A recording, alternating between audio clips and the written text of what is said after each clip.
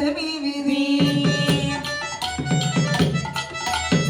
பழையபடி உனை வளைத்து விட்டால் பழையபடி உனை வளைத்து விட்டால் பாவம் நமக்கே பிடிக்காது.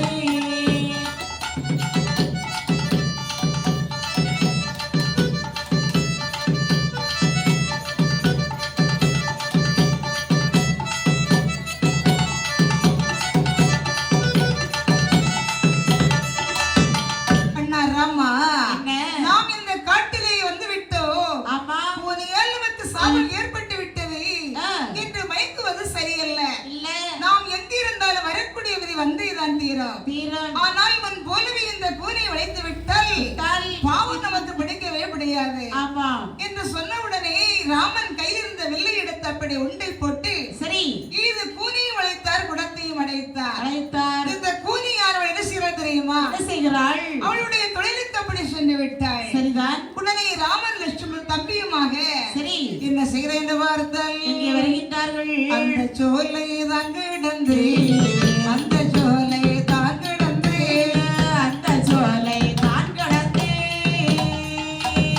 அயோத்தியாபுரி பட்டணத்தில் அயோத்தியாபுரி பட்டணத்தில் அந்த சோலை தான் நடந்து அந்த சோலை தான் கடந்து அந்த சோலை தான் கடந்து அயோத்தியாபுரி பட்டணத்தில்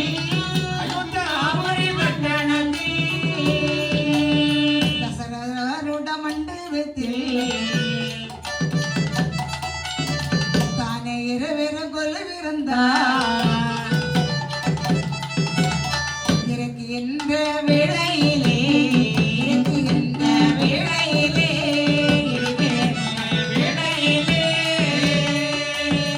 ஏற்ற விஸ்வாமித்திரரோ ஏற்ற விஸ்வாமித்திரரோ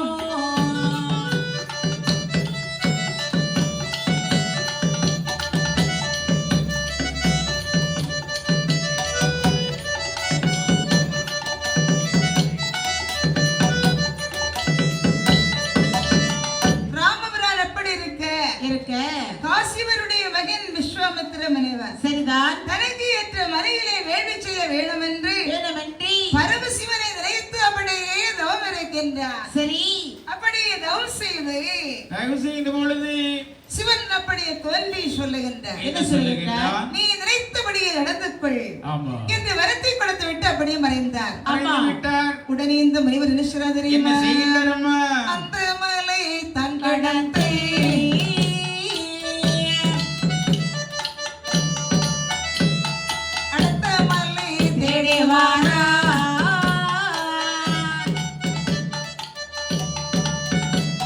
மலையோடு குமடமலை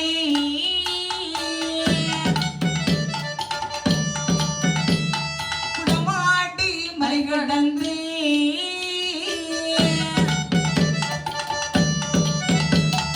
மஞ்சள் நெஞ்சி வாழுமலை மஞ்சள் நெஞ்சி விளையமலை